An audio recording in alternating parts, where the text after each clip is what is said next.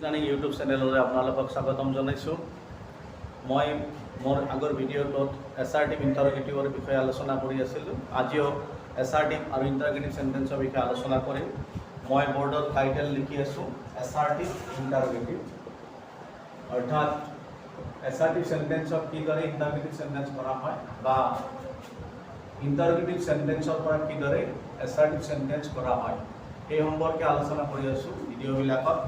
So আজিও একেই topic, একেটা টপিক আমি আজি আলোচনা কৰিম। ইতিমধ্যে অক্সিলাৰী ভাৰ্ব থকা চেণ্টেন্সক ইণ্টাৰগেটিভ কৰিবলৈ কিদৰে কৰিব লাগে সেইটো নিয়ম আলোচনা কৰিছোঁ। লগতে অক্সিলাৰী ভাৰ্ব যেতিয়া নাথাকে তেতিয়াও আমি ডু ডাজ ডিডৰ সহায় লৈ ইণ্টাৰগেটিভ কৰিব লাগে। সেইকেইটা নিয়মো আমি অলৰেডি শিকিছোঁ। এতিয়া কথাটো হ'ল যে আমি স্পেচিয়েলি আজি দুটা বস্তুৰ ওপৰত জোৰ দিম, এটা হ'ল ডু ভাৰ্ব আৰু এটা হেভ ভাৰ্বৰ ইণ্টাৰগেটিভ।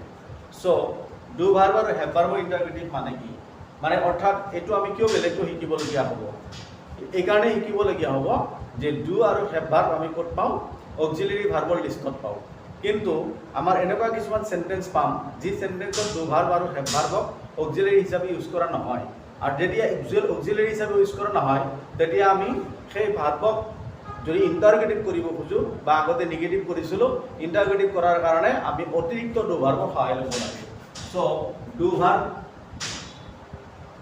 ডু ভাৰ্বৰ ইণ্টাৰগেটিভ আমি আলোচনা কৰিম।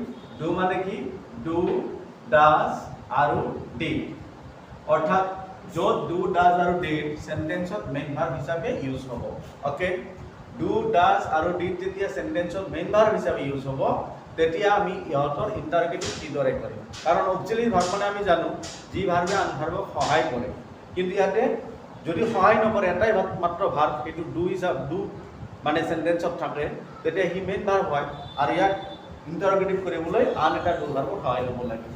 অৰ্থাৎ মই আৰম্ভ কৰিছোঁ, they do the work in time. So এইটো এটা simple sentence.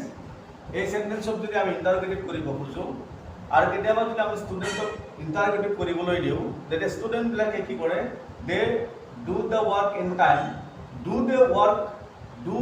De the work in time লিখি থৈ দিয়ে। অৰ্থাৎ নিশ্চয় চেণ্টেন্সটো ভুল হ'ল, কাৰণ তেওঁলোকে ভাবে যে ডুটো অক্সিলাৰী ভাৰ্বৰ লিষ্টত আছে আৰু অক্সিলাৰী ভাৰ্বটো ছাবজেক্টৰ আগত লিখি দিলে কি হয়? ইণ্টাৰগেটিভ হয়। কিন্তু আচলতে এই চেণ্টেন্সটো তেনেকুৱা কোনো চেণ্টেন্স নহয়, কাৰণ ইয়াত এটাই মাত্ৰ ভাৰ্ব আছে আৰু সেইটো হ'ল do. So' do is the main verb or principal verb here. So if we want to turn it into interrogative sentence, then we have to take the help of another do. আৰু সেই ডুটো ছাবজেক্টৰ আগত লিখিব লাগিব আৰু এই do য'ত আছে তাতেই থাকিব। চ' চেণ্টেন্সটো হ'ব কি? Do they do the work in time. নিশ্চয় আপোনালোকে ধৰিব পাৰিছে, বুজি পাইছে। অৰ্থাৎ ডু কিদৰে চেণ্টেন্সৰ মেইন ভাৰ্ব হিচাপে ইউজ হয় আৰু ইয়াক ইণ্টাৰগেটিভ কৰিবলৈ আন এটা ডুৰ সহায় লোৱা হৈছে। আমাৰ ষ্টুডেণ্টে কেতিয়াবা পাজল কৰে, কিন্তু পাজল কৰাৰ কথা একোৱেই নাই। ইয়াতে ডুৰ জেগাত যদি গ' থাকে তেতিয়াহ'লে আমি এইটো কি লিখিলোহেঁতেন? গ' লিখিলোহেঁতেন, আকৌ আগত ডু আহিলেহেঁতেন, কথাটো একেটাই। কিন্তু ভাৰ্ব যিহেতু এটাই ডু আৰু দুইবাৰ লিখিব লগা হৈছে, সেইকাৰণে আমাৰ ষ্টুডেণ্টে কেতিয়াবা কি কৰে? প্ৰব্লেমত পৰে। অ'কে, চ' মই ভাবোঁ এতিয়াৰ পৰা আৰু প্ৰব্লেমটো নাথাকিব। ঠিক তেনেদৰে ডাজ থকা চেণ্টেন্স, যেনেকৈ he does his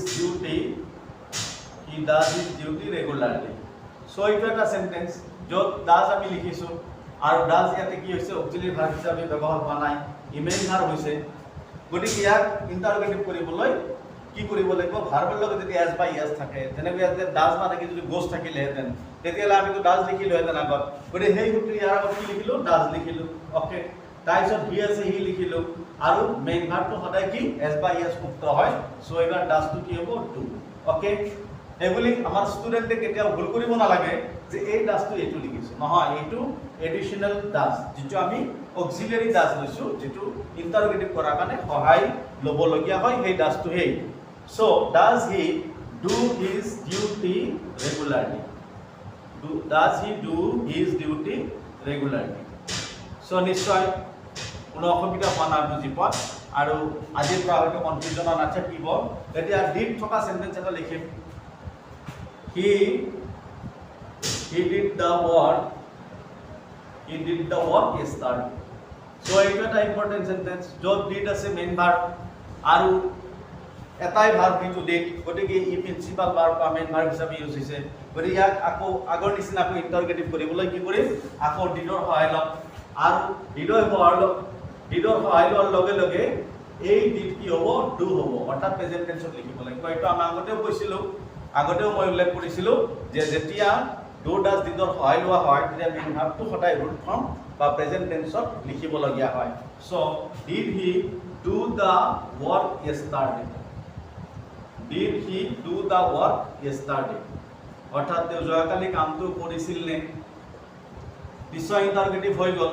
so' do verb সম্পৰ্কে যিটো কনফিউজন আমাৰ ষ্টুডেণ্ট বা ভিডিঅ'বিলাক চোৱা যিবিলাক হোৱাটছআপ আমাৰ মাই ডিয়াৰ হোৱাটছআপ এণ্ড ভিউৱাৰ্ছবিলাক আছে তেখেতসকলৰ নিশ্চয় এই কনফিউজন দূৰ হৈ যাব ডু ভাৰ্ব সম্পৰ্কে। অ'কে, ডুৰে যেতিয়া কোনো মানে ডু ভাৰ্ব যেতিয়া মেইন ভাৰ্ব হিচাপে ইউজ হ'ব তেতিয়া তাক আমি এইদৰে আন এটা ডু ভাৰ্বৰ সহায় লৈ ইণ্টাৰগেটিভ কৰিম। ঠিক এইবাৰ আহিম আমি হেভ ভাৰ্বৰ কথা আলোচনা কৰিম, অৰ্থাৎ হেভ ভাৰ্বৰো ঠিক তেনেকুৱা ধৰণৰ কথা।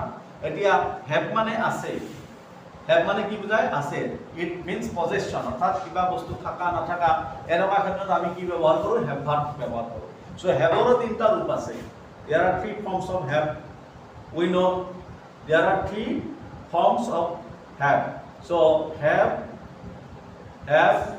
has, had.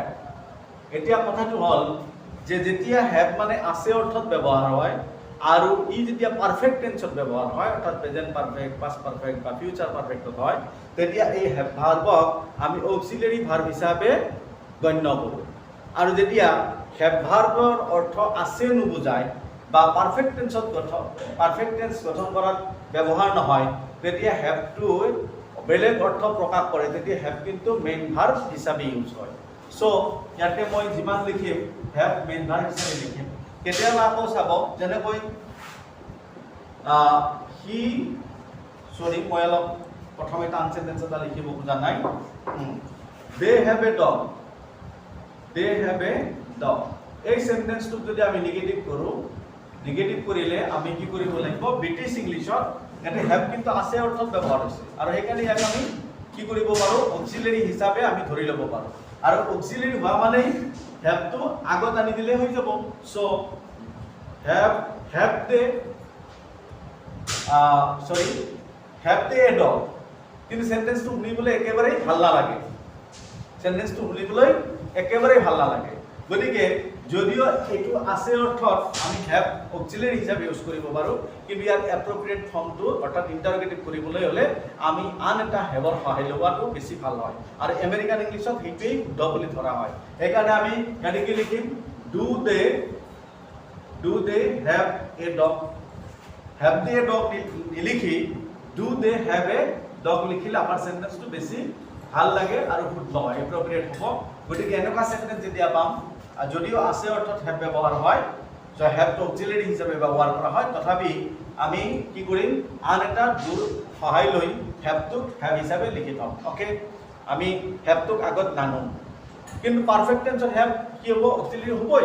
যেনেকৈ যে এই চেণ্টেন্সটোতে ধৰক they have finished the work, they have finished the work, এই চেণ্টেন্সটোক যদি আমি ইণ্টাৰগেটিভ কৰোঁ তেতিয়া কি হ'ব, ইয়াতে দুটা ভাৰ্ব আছে, এটা হ'ল হেভ এটা হ'ল ফিনিছ। গতিকে হেভটোৱে কি কৰিছে, ফিনিছ ভাৰ্বক সহায় কৰিছে পাৰফেক্ট টেন্সত মানে ব্যৱহাৰ হোৱাৰ কাৰণে। চ' আমি হেভটো আগত লিখি দিম, very easy, have they finished the work, have they finished the work.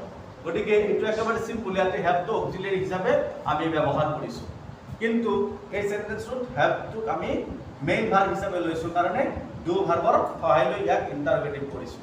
Okay, ঠিক তেনেকৈ ধৰক হেভে যেতিয়া মিনিংটো বেলেগ বুজাব অৰ্থাৎ আছেও নুবুজায় বা পাৰফেক্ট টেন্সত ব্যৱহাৰ নহয় তেতিয়াতো মানে এইটো মেণ্ডেটৰী হয়, কম্পালচৰি বা মাষ্ট, আমি ডু ভাৰ্বৰ সহায় লৈ তাক ইণ্টাৰগেটিভ বা নিগেটিভ কৰিবই লাগিব। যেনেকৈ he has his breakfast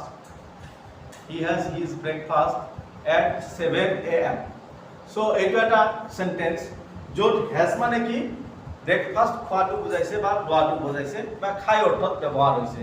so ইয়াক যদি আমি ইন্টাৰোগেটিভ কৰো তেতিয়াহ'লে কি কৰিব লাগিব হি থাৰ্ড পাৰসন সিঙ্গুলাৰ নাম্বাৰ এখানে হ্যাজ আহিছে গতিকে এইবাৰ আমি দুভাৰ পাই যাব এতিয়া দুৰ কোনটো ফৰ্ম আহিব নিশ্চয় আমি জানো যে দুৰ কোনটো ফৰ্ম সাবজেক্ট যেতিয়া থাৰ্ড পাৰসন সিঙ্গুলাৰ নাম্বাৰ হ'ব তেতিয়া দুৰ third person singular form use কৰিব লাগিব আৰু সেই কাৰণে ইয়াতে কি লিখিম ডাজ লিখিব লাগিব কি লিখিব লাগিব ডাজ তাৰপিছত কি লিখিলো আৰু সেই আসলতে এইটো হেজ যদি হেভাৰ বুলি কোৱা হয় গতিকে হেজৰ মেইন ফৰ্ম কি হেভ কাৰণ হেভৰ পৰাই হেজ হৈছে হেভৰ পৰাই হেড হৈছে সো আমি ইয়াত কি লিখিব লাগিব ইয়াতে does he have his breakfast Does he have his breakfast at 7 a.m. Okay?